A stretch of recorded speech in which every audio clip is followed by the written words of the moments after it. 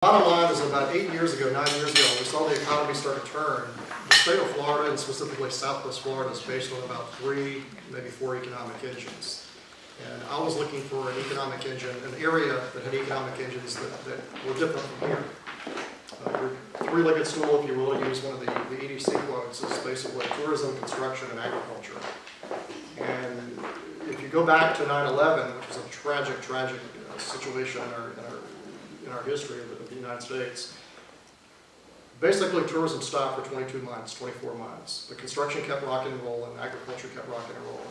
And so if you fast forward 10 years later, my concerns as a leader of my company was what happens if another terrorist attack happens. Not only does tourism stop, well, what happens to construction, what happens to agriculture? And so I was looking for another place that had a balanced economy, that had a balanced revenue stream, that I did not have to depend on tourism, construction, and agriculture. Why Panama? You've got 5 economic regions around the world. You've got the United States, which is the 3,000-pound gorilla. You've got the Eastern European markets. You've got the Middle Eastern markets. You've got the Asian Pacific markets.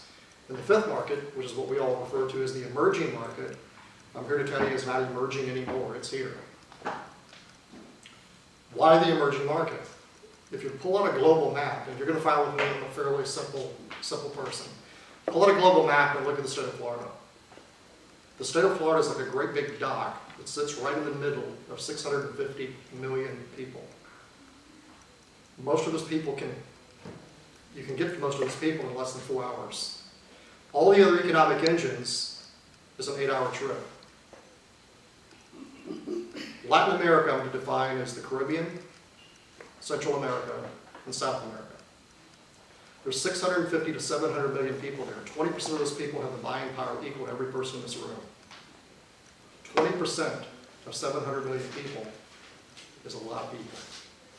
And there's a lot of buying power there. A lot of needs. Where there's needs, economic 101.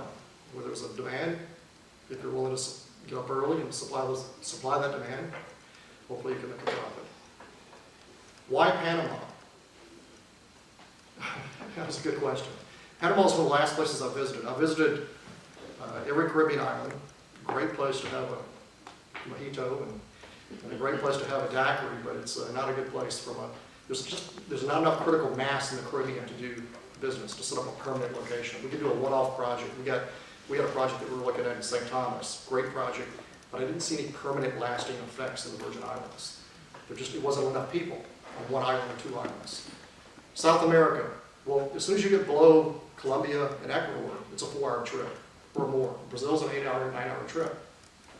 Might as well go to Eastern European markets. Might as well go to the Middle Eastern markets. Might as well go to the Asian Pacific markets. So you start getting beyond that 4-hour ease of doing business, if you will, in my definition of ease of doing business. Central America. I've visited some pretty scary places. Guatemala, Nicaragua, Honduras, all of them were challenging from a political perspective. It might as well stay in the state of Florida where it's a lot safer.